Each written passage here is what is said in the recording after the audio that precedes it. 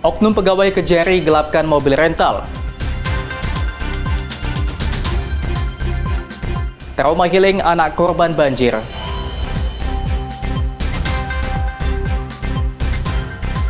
Kerupuk kulit ikan tembus pasar ekspor.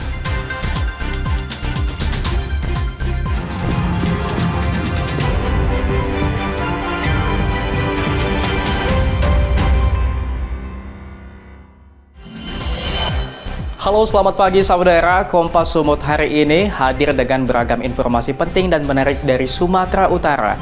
Selain 3 sorotan tadi, sejumlah informasi lain akan kami sajikan dalam Kompas Sumut. Bersama saya Emre Syapurba, inilah Kompas Sumut selengkapnya di Kompas TV, independen terpercaya.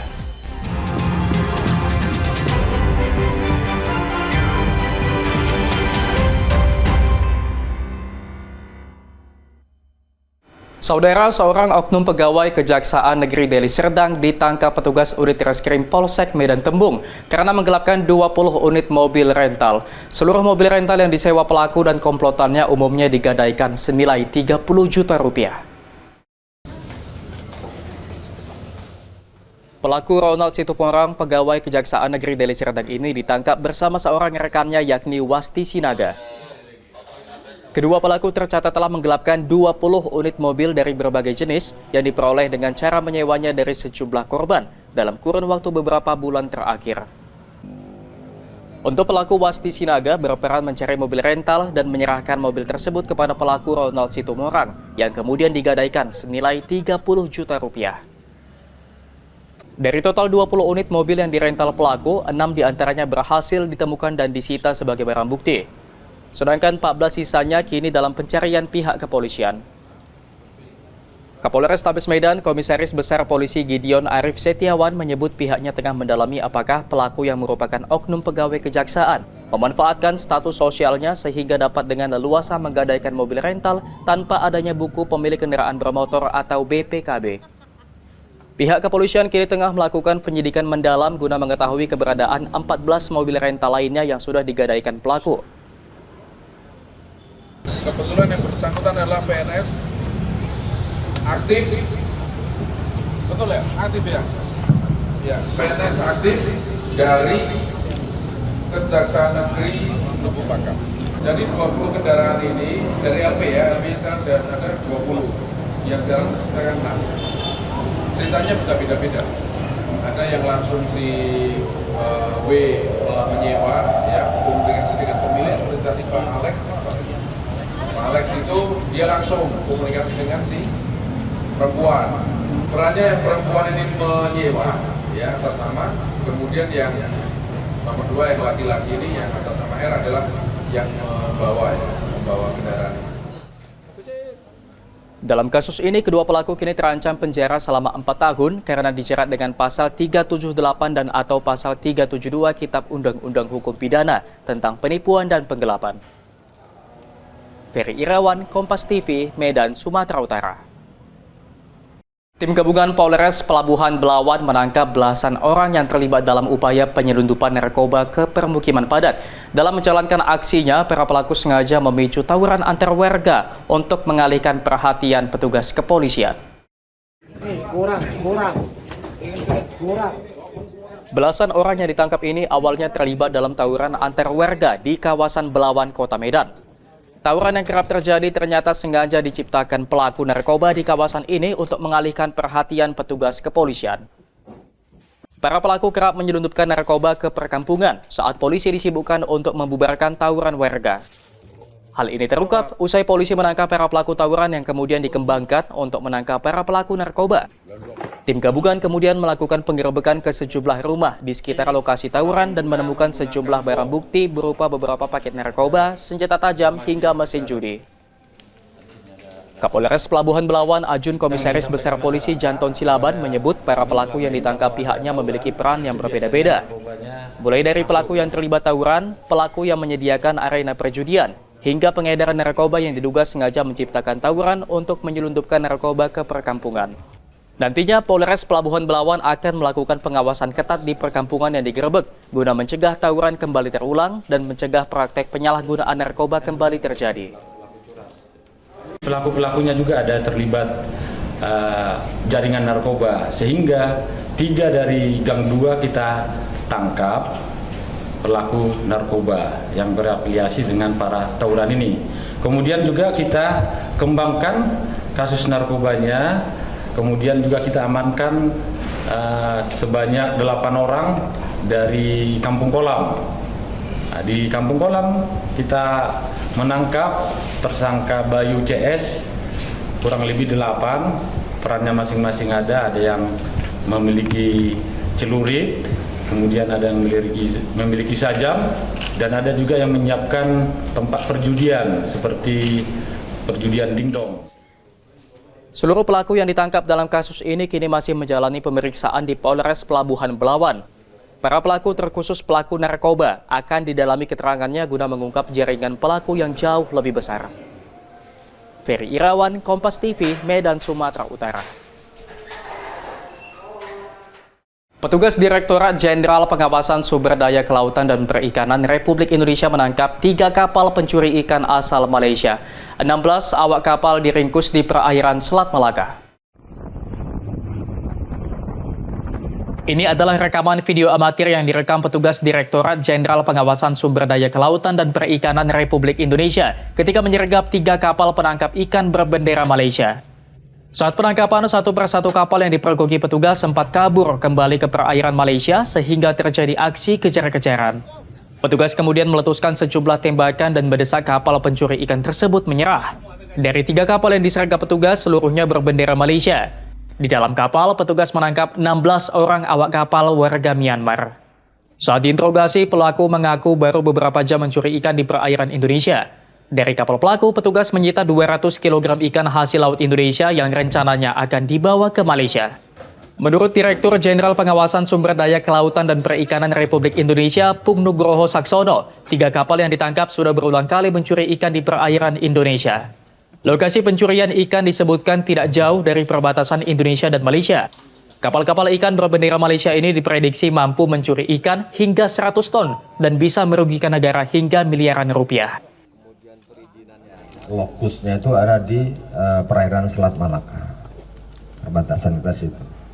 Sebelum kita bisa tampilkan secara peta ya, ada batas wilayah kita, ada grey area, ada batas wilayah Malaysia.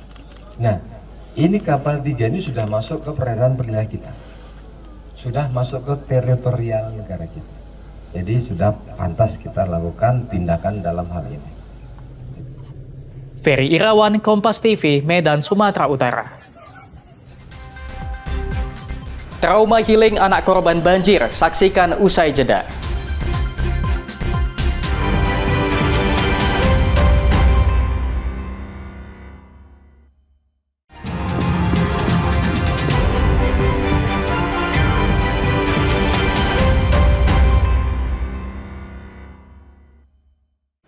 Masih bersama saya Emir Syapurba dalam Kompas Sumut. Saudara, untuk membantu menghilangkan trauma pasca banjir, sekelompok pemuda menggelar aksi trauma healing pada anak-anak korban banjir di Kabupaten Deli Serdang. Hingga saat ini ratusan kepala keluarga masih mengungsi karena kondisi rumah warga masih berlumpur pasca banjir pada akhir November lalu.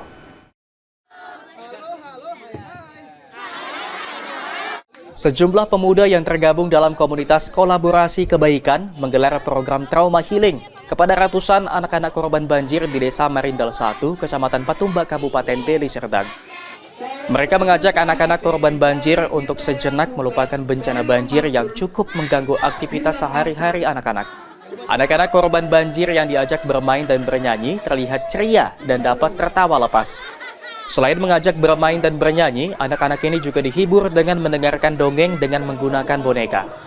Selain menghibur dan memberikan semangat kepada anak-anak korban banjir, para pemuda ini juga menyumbangkan buku dan alat-alat tulis. Untuk memberikan mereka semangat melalui trauma healing, memberikan motivasi-motivasi sehingga mereka bisa dapat banyak menerima bahwasannya hal-hal semangat dari hadirnya kita di sini. Dedi Zulkifli Terigan, Kompas TV, Deli Serdang, Sumatera Utara. Pemerintah berencana membangun tembok pada tebing lokasi longsor Sembahe. Tembok akan dibangun di sejumlah titik rawan longsor jalur Medan menuju Brastagi.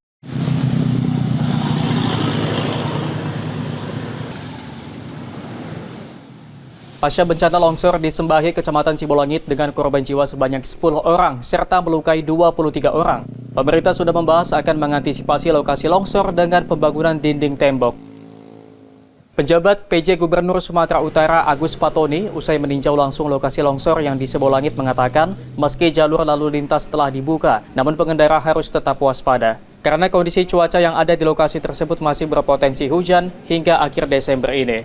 Untuk penanganan longsor, pemerintah pusat dan daerah akan membangun dinding yang terdapat di beberapa titik di sepanjang jalur lintas Medan Brastagi.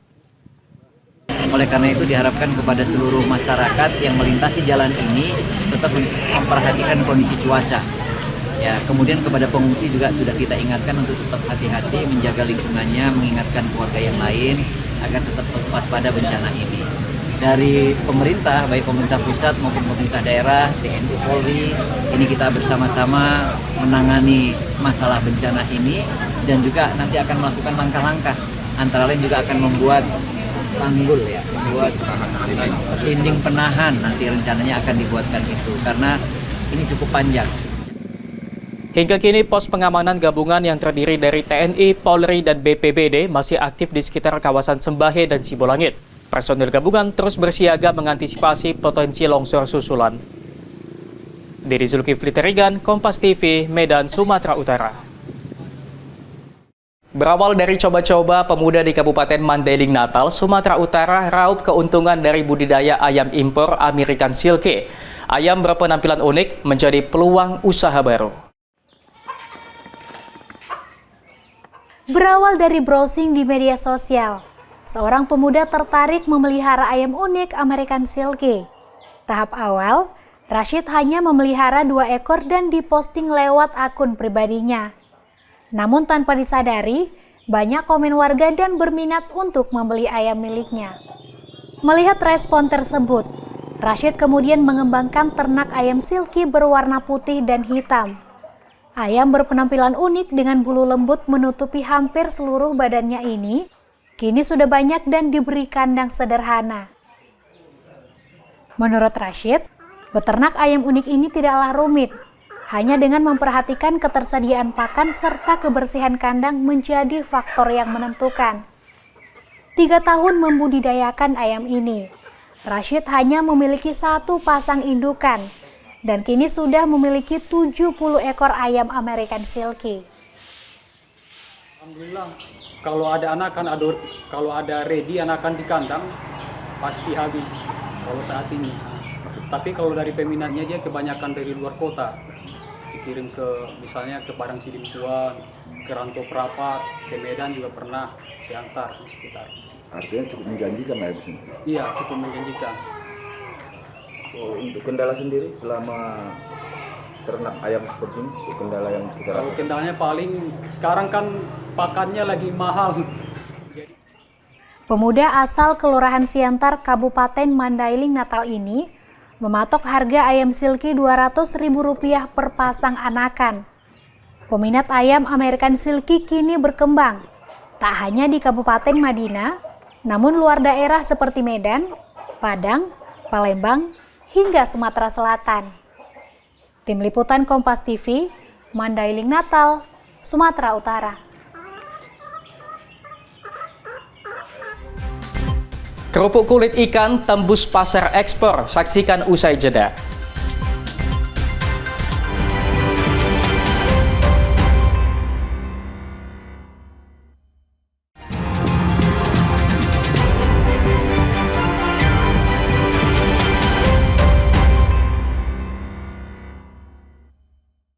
Masih bersama saya Emir Syapurba dalam Kompas Sumut. Saudara, pasangan suami istri warga desa Sugiharjo di Kabupaten Deli Serdang mampu mengolah limbah kulit ikan patin menjadi kerupuk.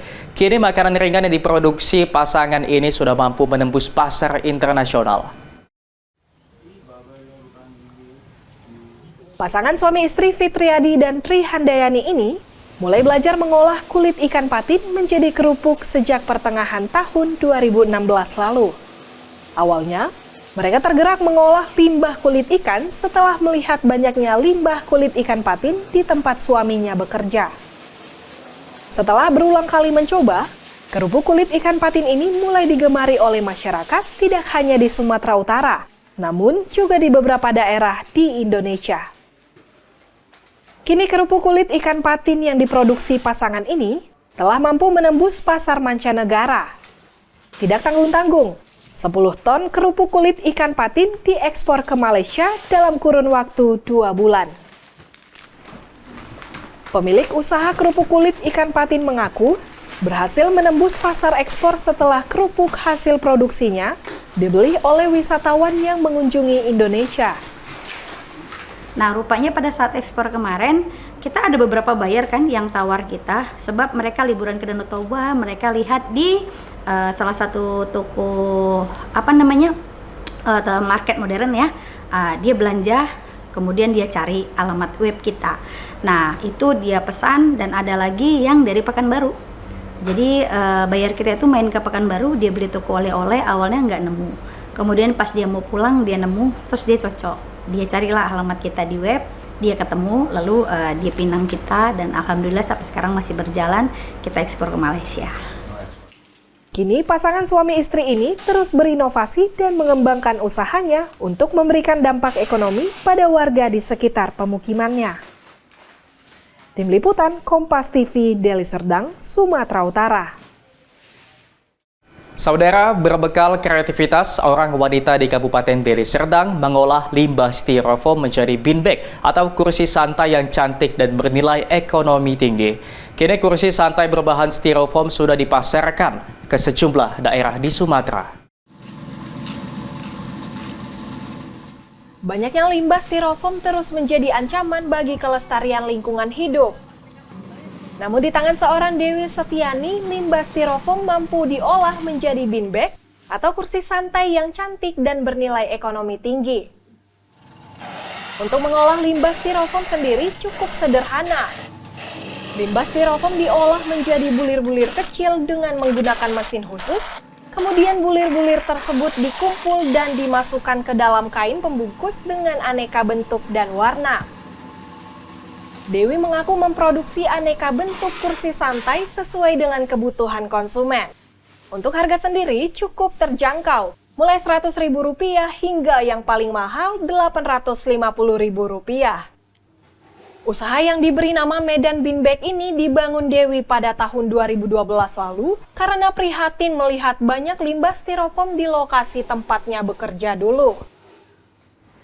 Mulai saya saya kan dulu kerja salah satu bidang furniture kan. Awalnya saya lihat ada pecahan styrofoam atau styrofoam kan biasa kalau perabot itu ada kayak kas styrofoam itu yang besar kan. Kok sayang kali, banyak kali gitu nggak dimanfaatin. Nah, saya ambil ide, ada yang memang bisa saya pergunakan, saya buat cover beanbagnya, saya coba buat cover kan. Habis itu ya udah saya beli mesin, saya pecahin itunya. Sekarang udah jadi. Kini Dewi memamerkan hasil karyanya di galerinya yang berada di Desa Lalang, Kabupaten Deli Serdang. Dewi juga memasarkan karyanya melalui jejaring media sosial. Tim Liputan Kompas TV, Medan, Sumatera Utara. Penenun ulos di Desa Papande, Pulau Sibandang masih mempertahankan cara tenun tradisional. Mereka juga masih menggunakan pewarna alami.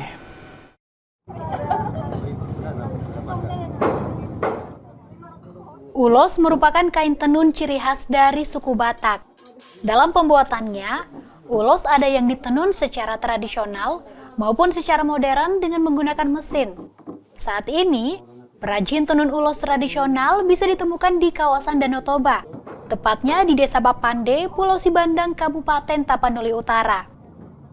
Menuju Desa Papande, kita bisa menyeberangi Danau Toba menggunakan kapal penyeberangan selama 10 menit dari Pelabuhan Muara.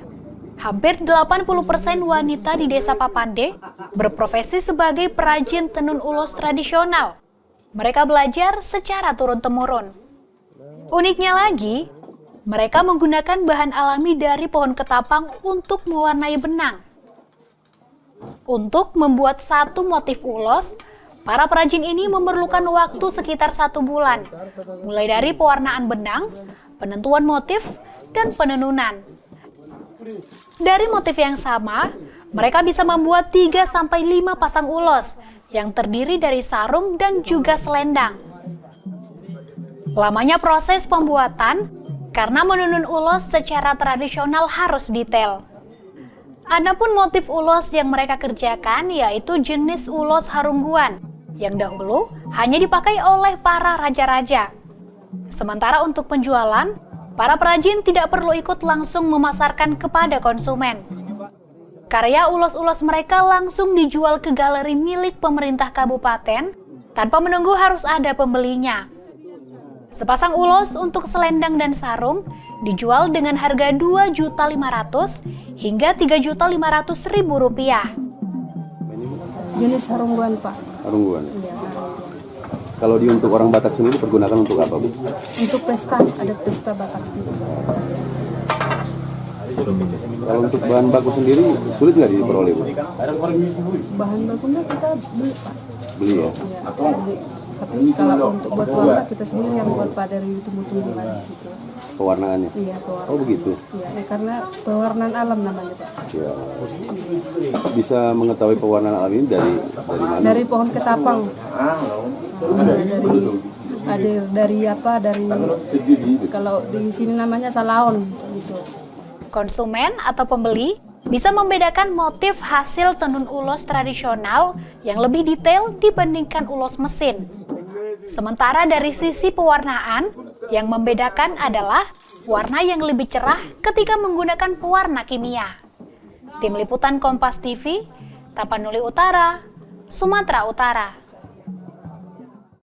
Sampai di sini Kompas Sumut hari ini. Anda bisa menyimak video tayangan kami di kompas.tv atau siaran langsung via streaming di kompas.tv/live. Kami undur diri, tetap saksikan program berita di Kompas TV, independen, terpercaya.